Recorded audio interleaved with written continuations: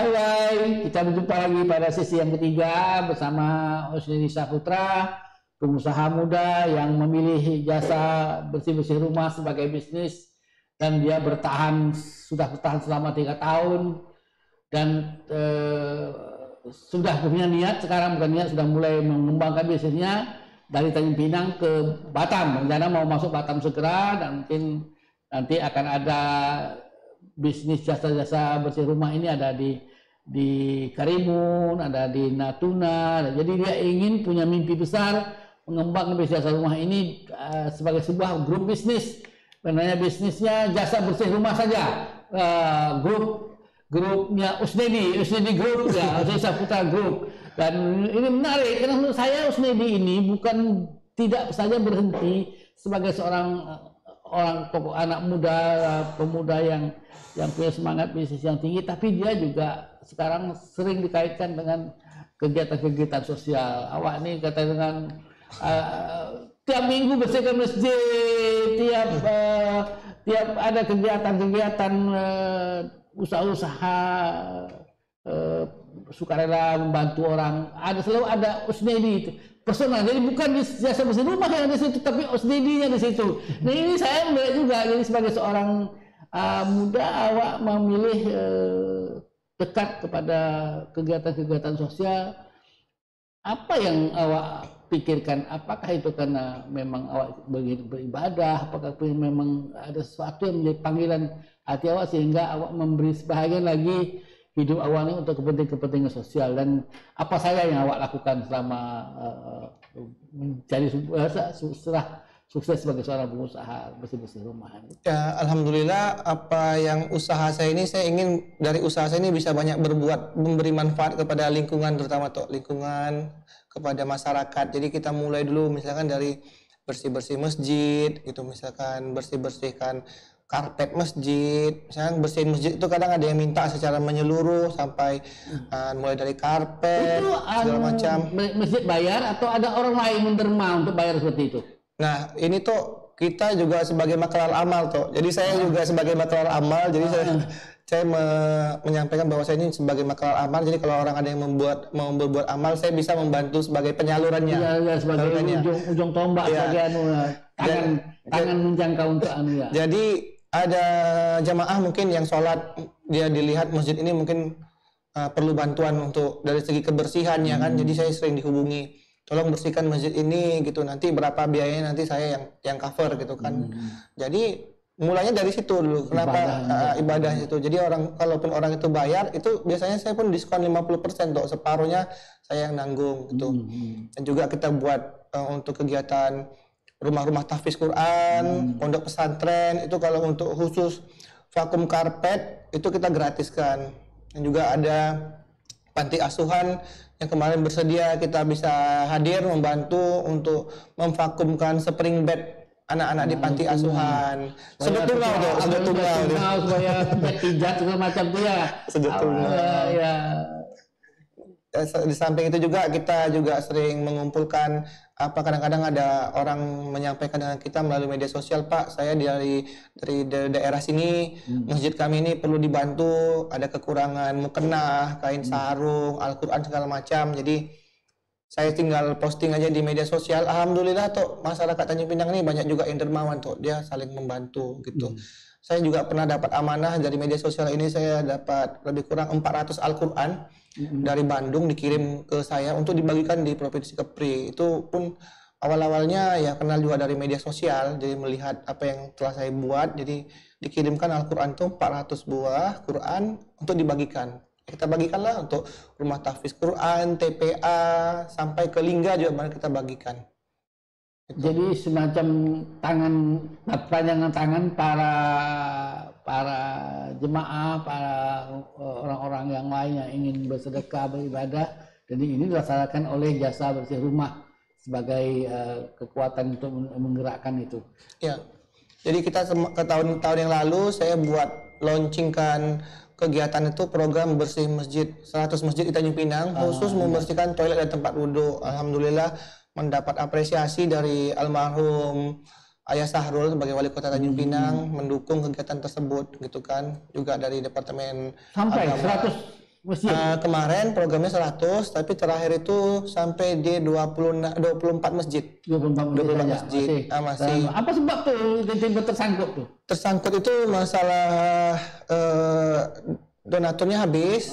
Jadi waktu itu kita mau sounding lagi donatur, belum dapat. Jadi akhirnya solusinya waktu itu kita buat komunitas tuh. Jadi kita buat komunitas bersih masjid Tanjung Pinang. Jadi saya sounding di media sosial, saya pengen tetap melanjutkan program 100 bersih masjid ini.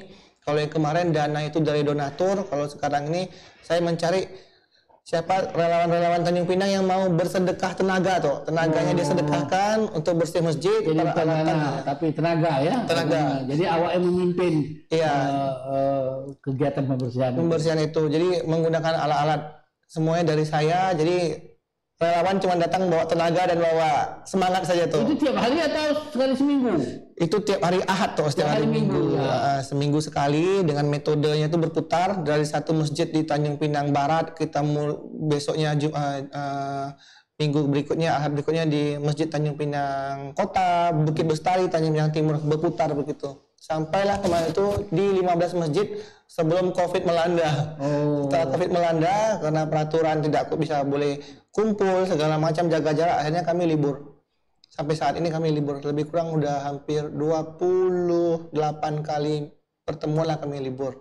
Sampai nunggu Tanjung Pinang ini betul-betul aman, baru kita kembali. Sekarang program COVID, tapi saya dengar bukan hanya itu, ada lagi program Jumat Berkah. Apa tuh Jumat Berkah yang awak gerakkan itu? Nah, program nasi Jumat Berkah itu awal-awalnya tuh saya sedekah nasi itu sendiri aja tuh, sedekah sendiri, antarkan taruhkan di masjid Al Furqan Pemuda. Itu yang di masjid sering ada kotak-kotak kaca itu orang menyumbang atau di jasa bersih rumah yang membuat bikin sebuah. Kalau yang kotak-kotak itu banyak tuh, itu dari IPMI, Ikatan Pengusaha Muslimah Indonesia. Jadi mereka menyediakan kotak itu. Jadi masyarakat siapapun yang mau bersedekah di hari Jumat letakkan di situ. Kebetulan saya melakukan nasi Jumat Berkah itu sudah ke 89 masjid saya antarkan dalam itu sudah berapa lama gerakan sejak mulanya tuh September tahun lalu tuh. September tahun lalu. Jadi waktu udah sampai setahun ya? Udah setahun, alhamdulillah udah setahun. Jadi donaturnya dermawan Tanjung Pinang, dermawan kita, orang yang nyumbang, perorangan. Itu dibanderol nasi Jumat itu seharga 15.000 per paketnya, menggunakan ayam, ada tempe atau tahu ataupun lalap dan sambal. Jadi dapat orderan itu setiap Jumat bervariasi, total jumlahnya yang orang sumbang itu nanti itu kita setiap Jumat berapa masjid yang bisa dikapal, bisa diambil? Rata-rata 2 masjid. Kalau dulu sebelum COVID itu bisa sampai 3 masjid. Jadi kita juga bisa menghidupkan ekonomi ini tuh yang pengusaha catering. Jadi kita dapat duit tadi dari para donatur, kita pesankan misalkan ada dapat nih misalkan 120 bungkus Jumat ini, kita pesankan ke catering, nanti pukul 10.30 itu sudah selesai, nanti kita jemput gitu. Dan juga kita bukan hanya menerima uang yang bisa kita pesankan kepada catering, tapi kita menerima juga apapun yang orang berikan.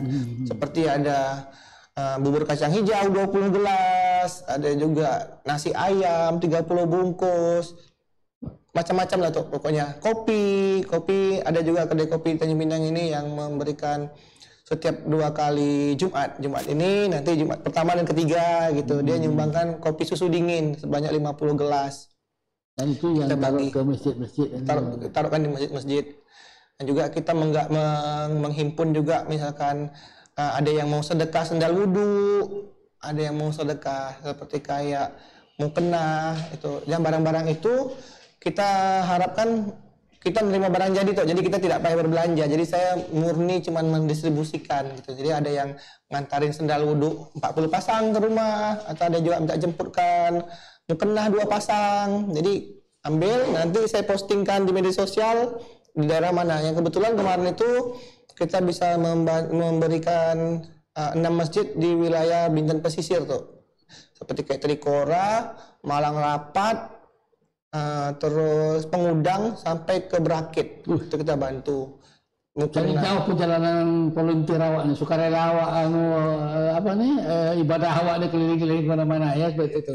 Ini awak Saya dengar dipengaruhi juga pemikiran ini bisnisnya sosial ini karena awak pernah ikut dua organisasi bisnis. Awak pernah ikut namanya TJA, apa namanya? Iya.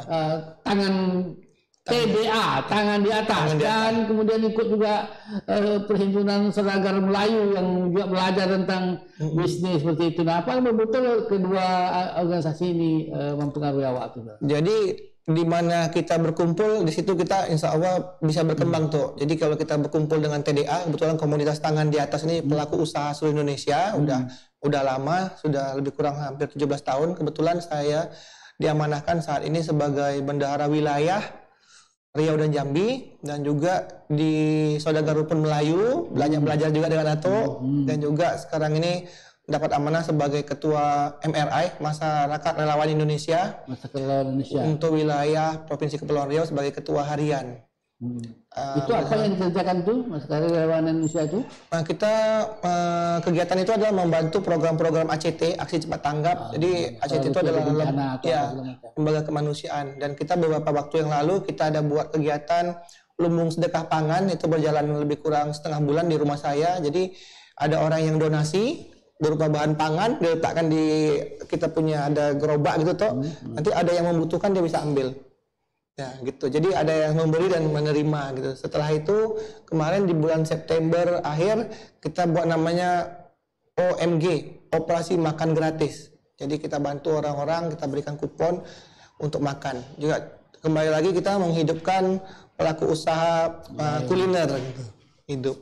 Oke, masih ada waktu 2 menit. Saya kasih kesempatan kalau nak promosi. Apa yang nak promosi kepada musuh, silakan. Kalau punya bisnis.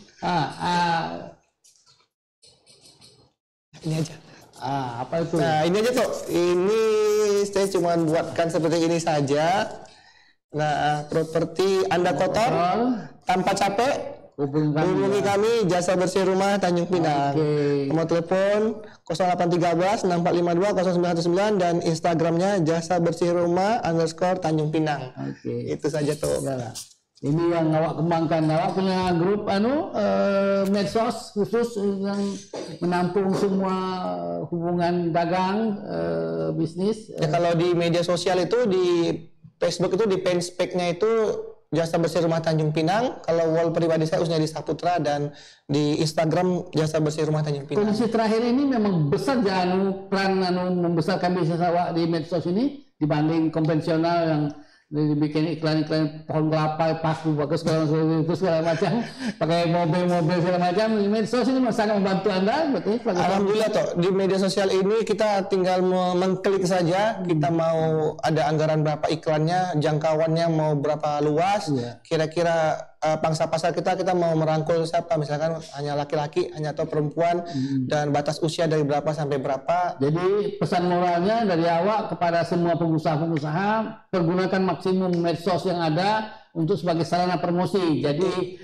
berpikir positif, berpikir terbuka, berpikir mendunia, global, sehingga bisnis apapun, bisnis jasa rumah pun bisa segera diketahui oleh publik. Saya kira menarik sekali.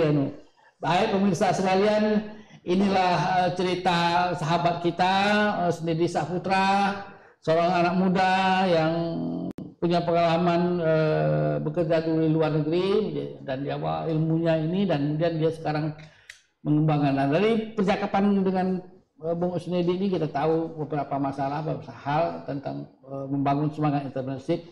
Tapi yang penting yang kita hargai, yang kita hormati, dia fokus, dia mendapat hasil, tapi dia tidak melupakan dirinya untuk bersedekah, beribadah, dan dengan cara itu dia mendapat kepuasan batin, dia melakukan hal-hal sosial seperti itu.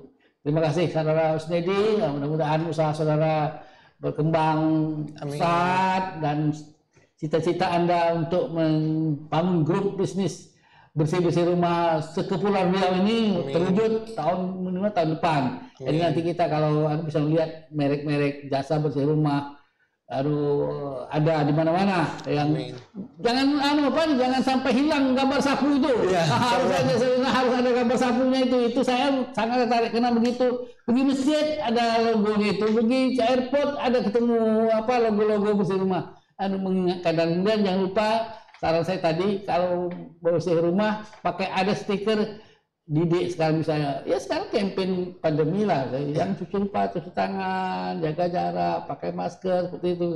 Nah, campaign bisnis yang tidak hanya semata-mata mencari untung, tapi juga berbuat sesuatu bagi kepentingan masyarakat. Oke, saudara sekalian,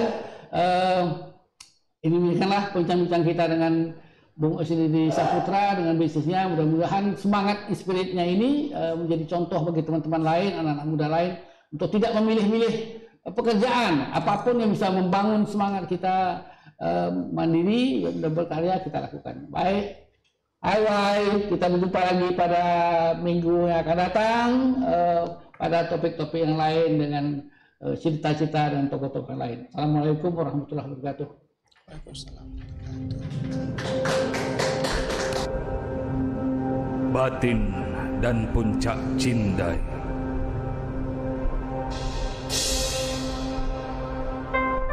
Bismillah itu